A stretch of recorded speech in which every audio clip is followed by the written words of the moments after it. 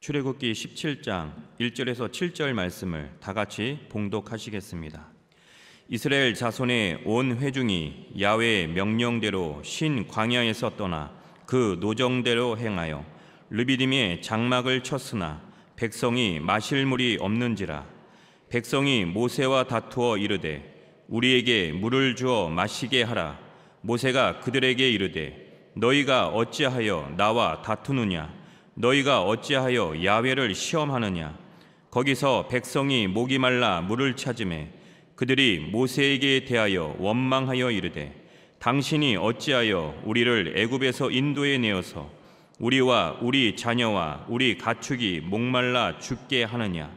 모세가 야훼께 부르짖어 이르되 내가 이 백성에게 어떻게 하리까? 그들이 조금 있으면 내게 돌을 던지겠나이다.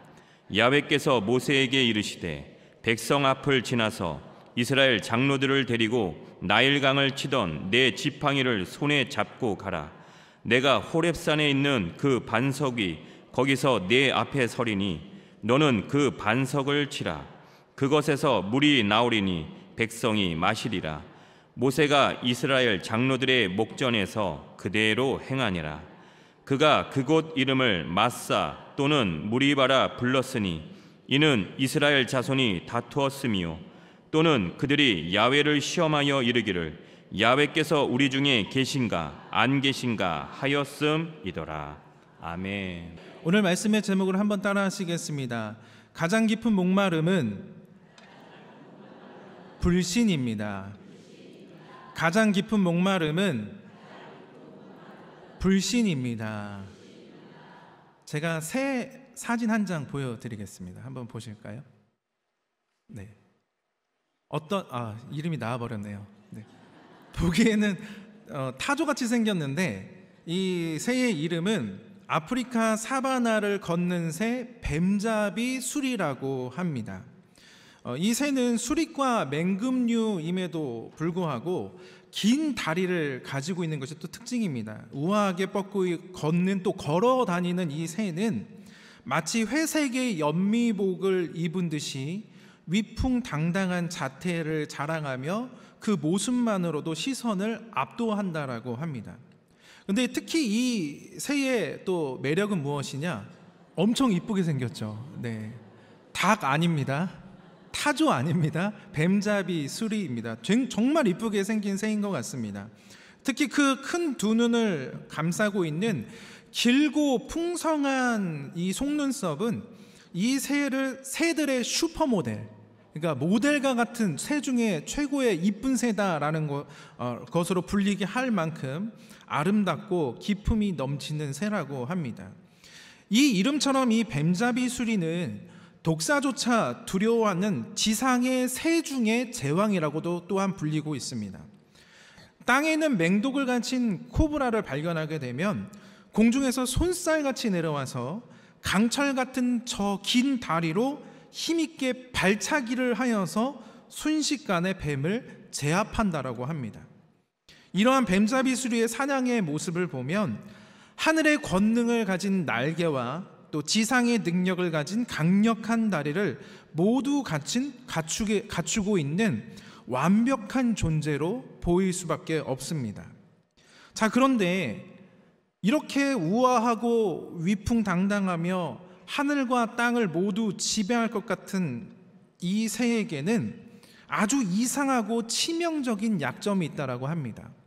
어떤 약점이냐? 이 뱀잡이 수리가 사냥한 뱀을 땅에 놓고 한창 포식하고 있을 때, 먹고 있을 때에 그 땅에 있는 갑자기 사자나 하이나와 같은 거대한 맹수가 달려들어서 이 뱀잡이 수리의 생명을 위협할 때가 있습니다. 자, 그러면 우리들의 일방적인 상식으로는 뱀잡이 수리가 하늘을 날아다니는 새이기 때문에 맹수가 공격을 해올 때 당연하게 거대한 날개를 활짝 펴고 하늘로 빠르게 솟구쳐 도망갈 것이라고 우리가 흔히 생각하지 않겠습니까? 그런데 놀랍게도 이 새는 극심한 공포와 당황함에 휩싸인 나머지 자신이 날 수 있는 자체를 잊어버린다라고 합니다. 그래서 하늘의 독수리라는 정체성을 완전히 망각한 채 이 뱀잡이 수리는 오직 살기 위해서 아까 사진에 보았던 긴 두 다리로 죽을 힘을 다해서 땅을 뛰기 시작한다라고 하는 것입니다. 자, 그런데 아무리 긴 다리로 빨리 뛴다라고 한들 네 발로 뛰는 맹수의 속도를 어떻게 새가 이길 수가 있겠습니까? 결국에는 얼마 못 가서 맹수의 발톱에 오히려 잡혀 먹히게 되는 비극적인 운명을 맞이할 수밖에 없었다라는 것입니다. 자, 이 뱀잡이 수리의 비극적인 결말은 우리 그리스도인에게도 교훈을 주고 있습니다. 어떤 교훈이냐? 자신에게 주어진 가장 크고 궁극적인 능력의 날개, 하늘의 권능을 잊어버리는 순간 이전에 자신을 지상의 재앙으로 만들어 주었던 가장 익숙했던 능력, 그 달리기, 즉 인간의 노력과 환경과 세상의 방법은 오히려 자신을 죽음에 이르게 하는, 절망에 이르게 하는 가장 치명적인 약점이 되어 버린다라는 것입니다. 저는 이 뱀잡이 수리의 이 예화를 읽으면서 오늘 본문에 나오는 르비딤에 도착한 이스라엘 백성들의 모습이 떠올랐습니다. 그리고 동시에 이 광야 같은 인생길에서 예상치 못한 문제를 만났을 때에 허둥대고 당황하며 우리들의 능력으로만 그 환경을 이겨내려고만 하는 우리 자신의 연약한 모습이 또한 겹쳐 보이기도 했습니다. 자, 이스라엘 백성들은 하나님의 백성입니다. 우리도 하나님의 믿음의 백성인 줄로 믿습니다. 자, 그들은 세상 그 어떤 민족도 경험하지 못한 엄청난 기적과 응답의 날개를 단 백성이었습니다. 하나님이 내리신 10가지 재앙으로 거대한 이집트 제국이 처참하게 무너지는 것을 보았고, 또 하나님이 직접 열어주신 광대한 홍해가 갈라지게 되는 그 마른 땅을 직접 걸어서 건넌 것이 이 이스라엘 백성들이었습니다. 또 하나님의 은혜로 하늘에서 매일같이 만나가 비처럼 내려지게 되었고, 메추라기도 하나님께서 보내주셨고, 또 마실 수 없었던 그 마라의 쓴물이 단물로 변하는 기적도 체험했다라는 것입니다.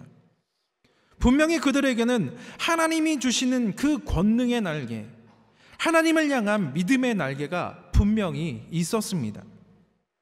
자, 그 능력의 백성들이 이제는 그 광야를 지나 르비딤에 도착하게 되었습니다. 1절 말씀 다 같이 함께 읽겠습니다.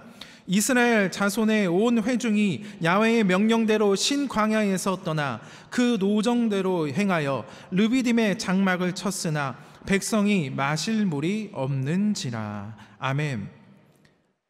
이 이스라엘 백성들은 자신의 능력으로, 자신의 계획으로, 자신의 목적점을 가지고 스스로가 건너갔던 그 길들이 아니었습니다. 하나님의 명령대로 그 길을 걸어갔다라는 것입니다.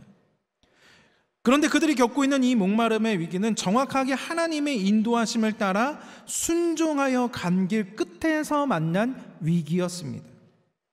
여기에 놀라운 아이러니가 있습니다. 사실 그들이 도착한 이 르비딤의 이름은 쉼터, 안식처, 평원이라는 아름다운 뜻을 가지고 있습니다. 즉 쉼이라는 뜻을, 좋은 뜻을 가지고 있습니다. 하나님께서 약속의 땅을 향해 나아가는 믿음의 백성들을 위해 예비하신 은혜의 장소 이 르비딤에서 그들은 인생의 최대의 위기, 생존을 위협하는 목마름을 만나게 되었다라는 것입니다. 이것은 하나님의 실수도 아니었습니다. 오히려 하나님의 의도적인 계획이었다라는 것입니다. 하나님은 이 사건을 통해서 쉼, 즉 그 안식의 개념을 하나님의 기준으로 새롭게 재정의하시기 원하셨다라는 것입니다. 세상이 말하는 안식은 환경적인 것입니다.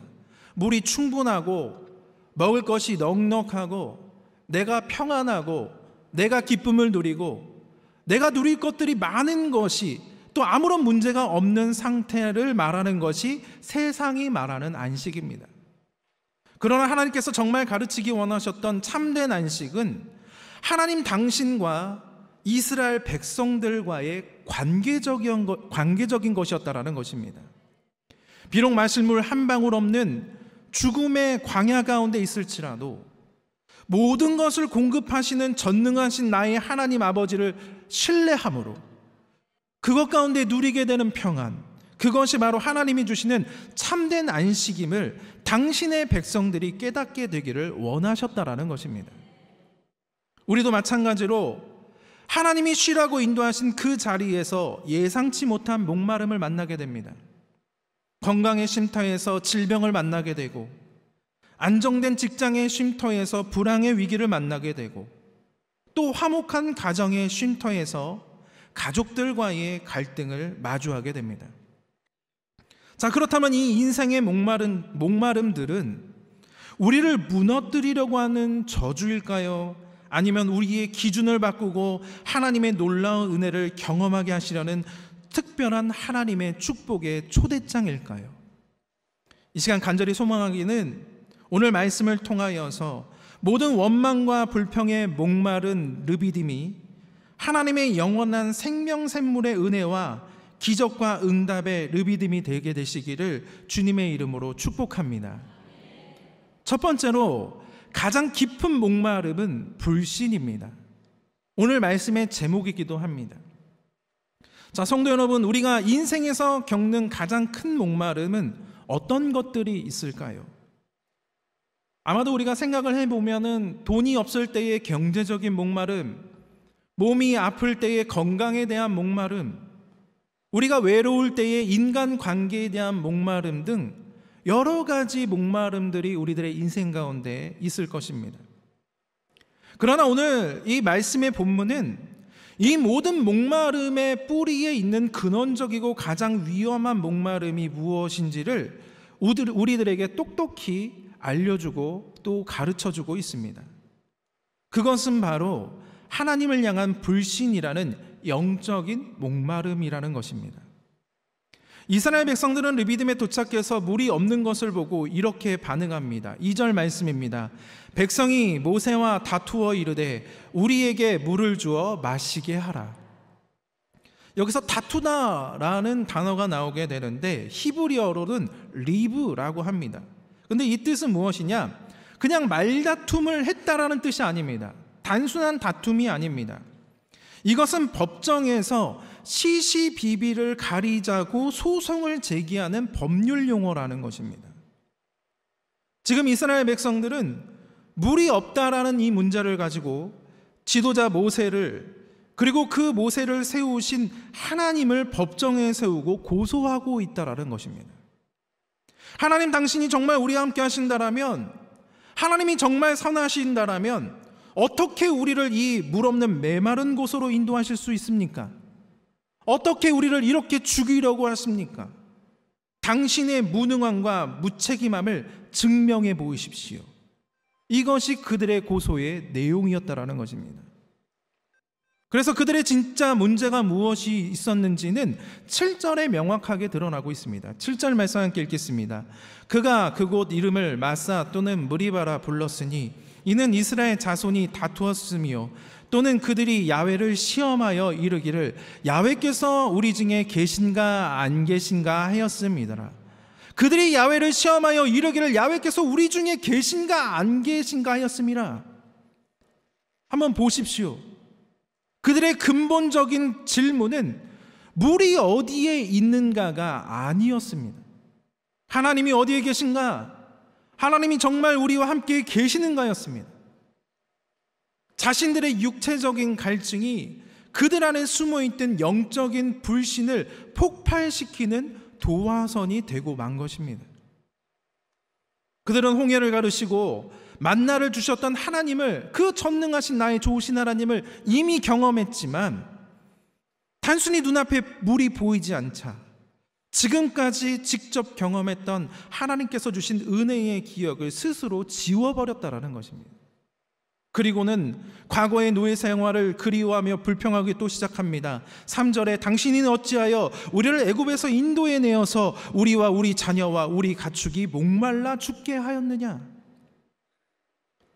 이것이 바로 불평과 원망의 무서운 본질이라는 것입니다. 원망은 단순히 불만을 표현하는 행위가 아닙니다. 원망은 하나님께서 지금까지 주신 모든 은혜를 내 기억 속에서 삭제해버리는 영적인 지움 버튼과 같다라는 것입니다. 이렇게 은혜의 기억이 지워진 텅 빈 그 마음에서 불신이라는 가장 무서운 영적인 목마름이 시작되게 되었고, 그것이 점점 그들을 잡아먹고 있었다라는 것입니다. 이들의 불평은 단순한 투정을 넘어서서 하나님의 성품 자체에 대한 불신과 고발이었습니다.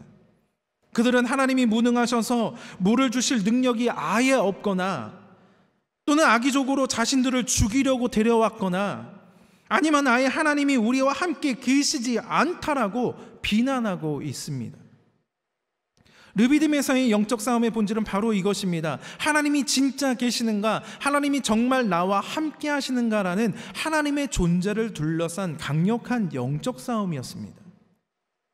그런데 이러한 불신의 죄가 얼마나 심각했는지 성경은 후대에게 경고하기 위해 이렇게 기록하고 있습니다. 시편 95편 8절에서 9절 말씀입니다.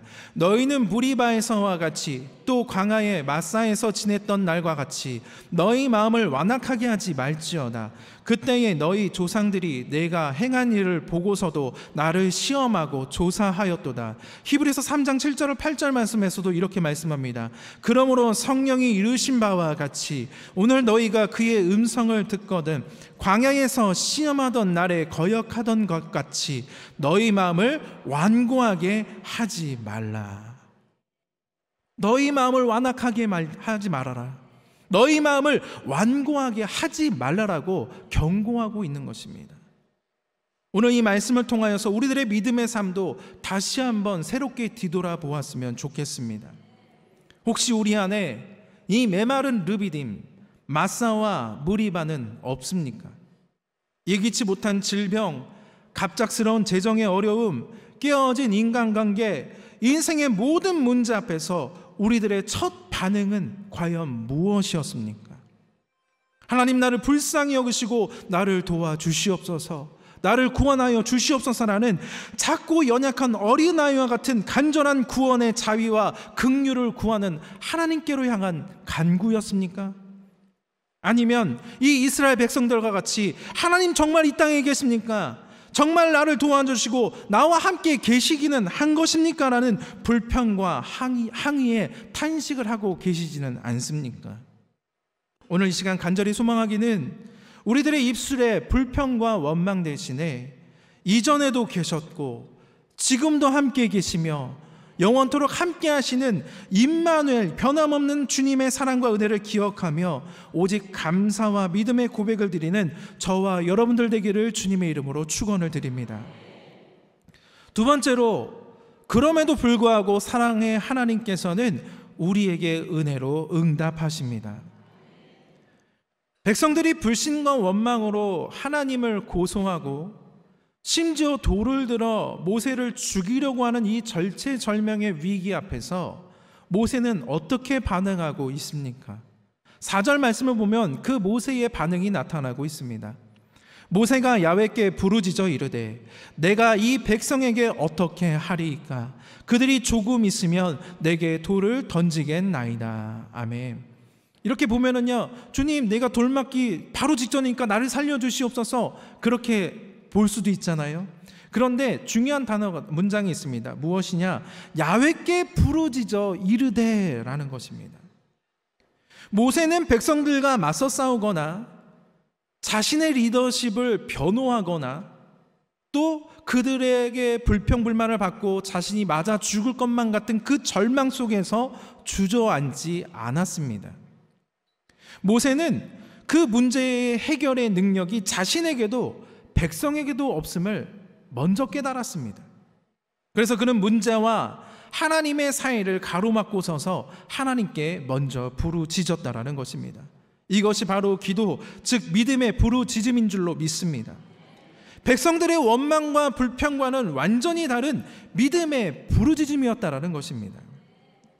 모세가 하나님께 부르짖는 그 순간 이 영적 싸움의 전환점이 찾아오게 됩니다.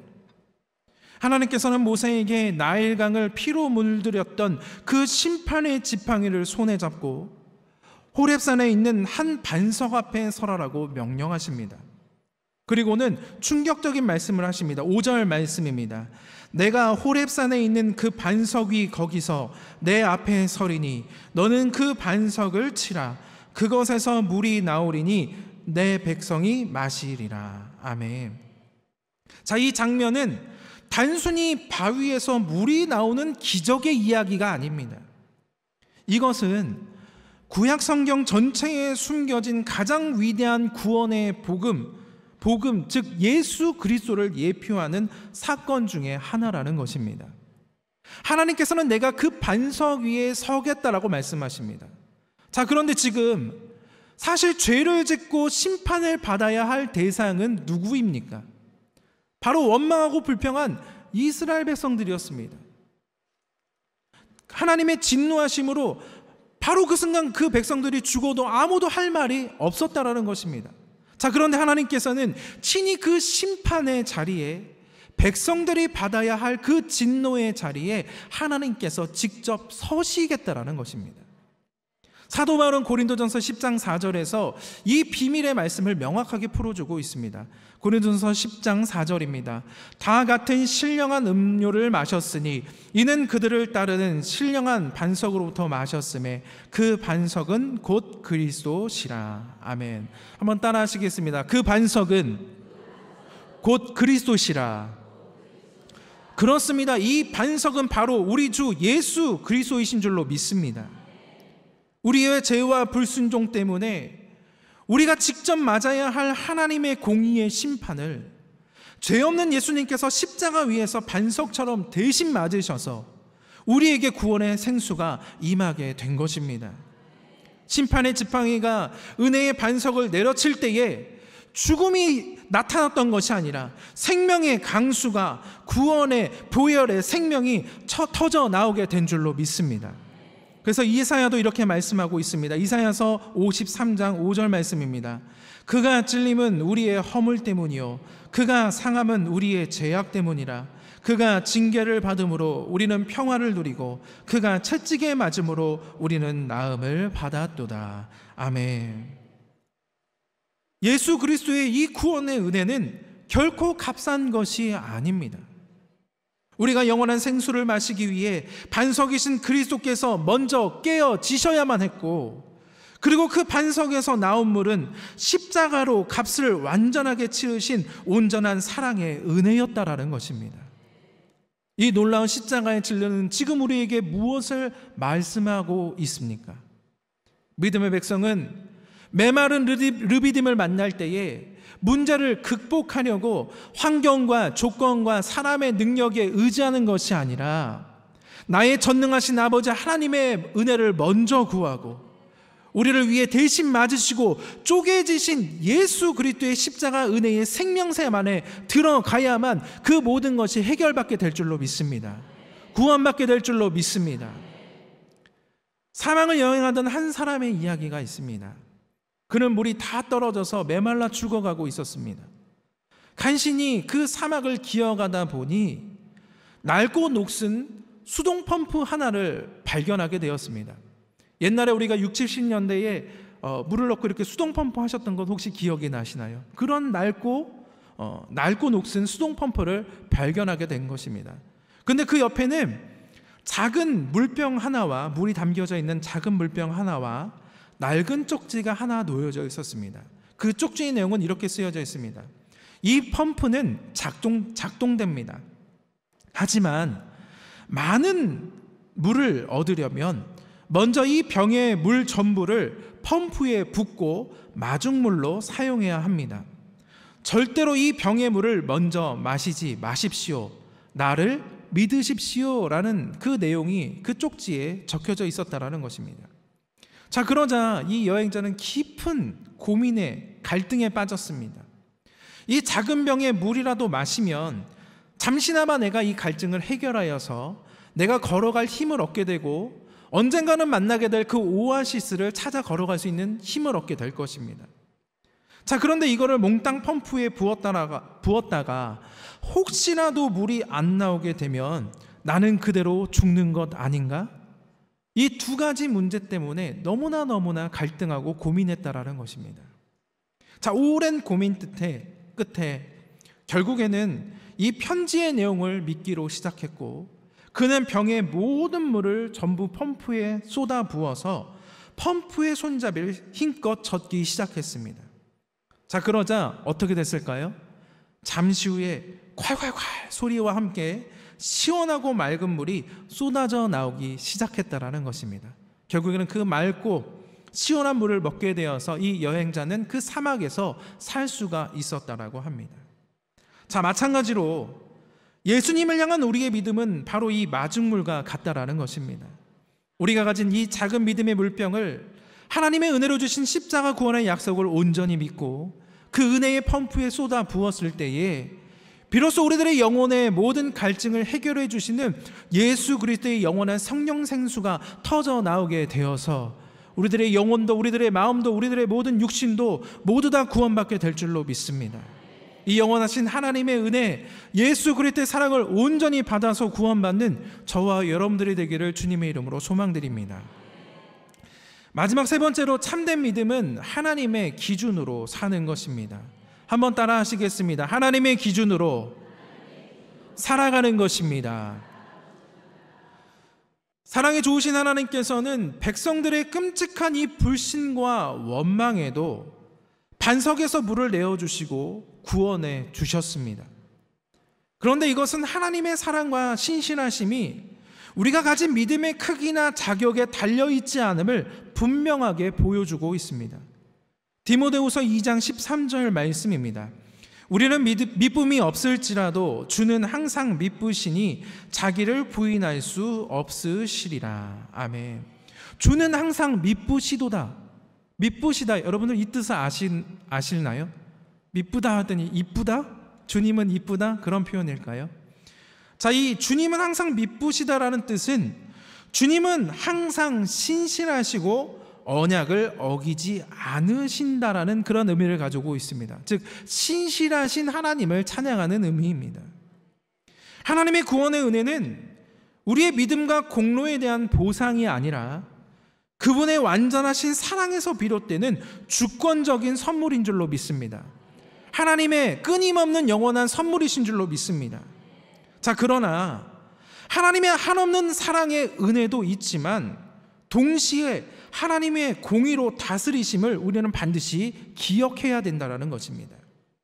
하나님은 은혜로 그들에게 물을 주셨지만 동시에 그곳의 이름을 마사 시험함과 무리바 다툼이라고 명명하심으로 그들의 믿음의 실패를 역사에 똑똑히 기록하셨다라는 것입니다.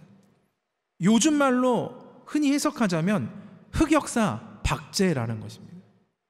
이 마사, 무리바, 이 이름들은 이스라엘 백성의 수치스러운 죄를 기념하는 동시에 그런 끔찍한 죄악의 현장 속에서도 당신의 백성을 버리지 않으시고 생명생수를 공급하신 하나님의 놀라운 구원의 사랑과 신실하심을 증거하는 이름이라는 것입니다.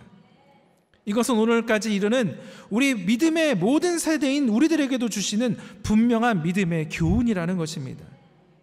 하나님은 사랑과 은혜로 축복과 형통을 아낌없이 주시지만 동시에 당신의 백성들이 살아가야 할 거룩한 믿음의 기준을 계속해서 가르쳐 주시고 계십니다. 신명기 8장 3절이 그 이유를 정확하게 설명하고 있습니다. 너를 낮추시며 너를 줄이게 하시며 또 너도 알지 못하며 내 조상들도 알지 못하던 만나를 내게 먹이신 것은 사람이 떡으로만 사는 것이 아니요 야훼의 입에서 나오는 모든 말씀으로 사는 줄을 내가 알게 하려 하심이니라. 내가 알게 하려 하심이니라.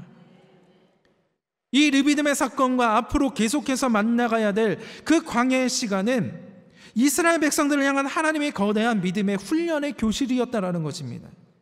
그래서 그곳에서 하나님께서는 이스라엘 백성들의 삶의 기준을 완전히 바꾸는 믿음의 훈련을 시켜주시고 계셨다라는 것입니다. 이집트에서 이스라엘 백성들의 삶의 기준은 눈으로 보이는 것이었습니다. 나일강에 물이 얼마나 많이 있는지, 그래서 곡식이 얼마나 풍성하게 자라는지, 또 창고에 곡식이 얼마나 풍성하게 쌓여가는지, 또 그 곡식을 내가 배불리 먹고 내가 잘 살고 잘 누리는지, 보이는 것들이 그들의 안정감의 척도였다라는 것입니다.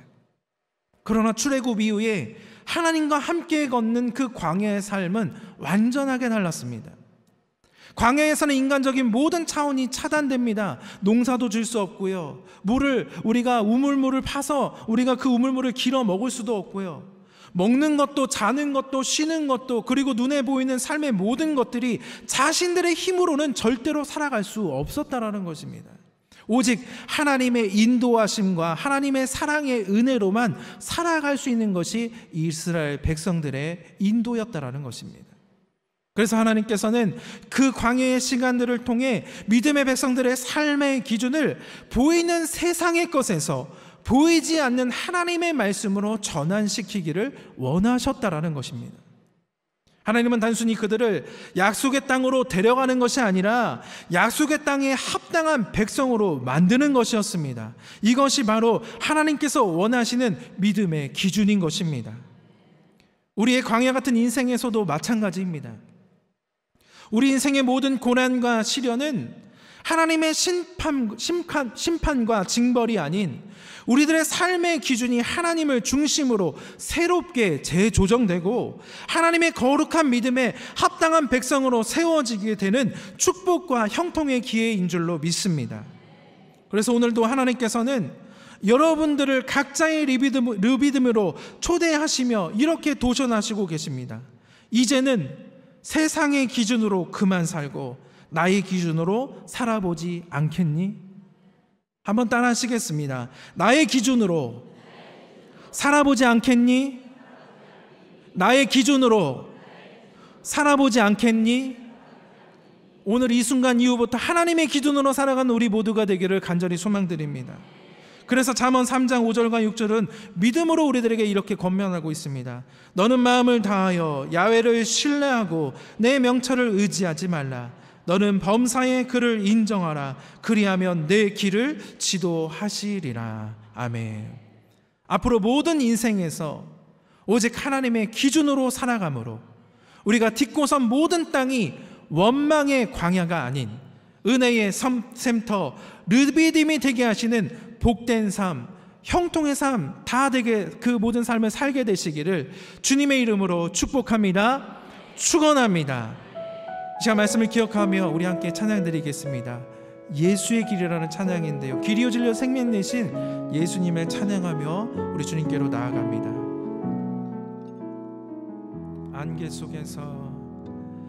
안개 속에서 주님을 보내 아무도 없을 것 같던 그곳에서 손 내미셔서 나를 붙드네. 길 잃고 쓰러져 가던 그곳에서 주 말씀하시네. 내 손 잡으라고. 내가 곧 길이요 진리 생명이니 나 그 길을 보내. 주 예비하신 곳 다른 길로 돌아서지 않으리. 예수의 길 그 좁은 길 나는 건네. 주 손 잡고 그 무엇도 두렵지 않네. 주님 주신 약속 내게 있으니 세상의 길 그 험한 길 승리하네.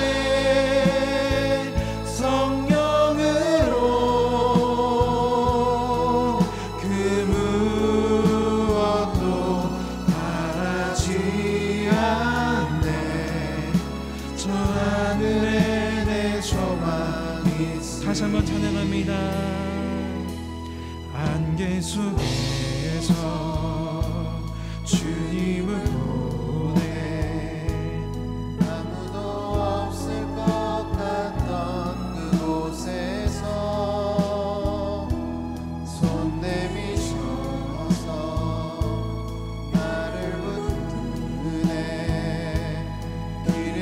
쓰러져 가던 그곳에 주 말씀하시네. 주 말씀하시네. 내 손 잡으라고. 내가 곧 길이요 진리 생명이니. 나 그 길을 보내. 난 그 길을 보내. 주 예비하신 곳 다른 길로 돌아서지 않으리. 예수의 길 그 좁은 길 나는 건네. 주 손잡고 그 무엇도 두렵지 않네. 주님 주신 약속 내게 있으니. 세상의 길 그 험한 길 승리하네.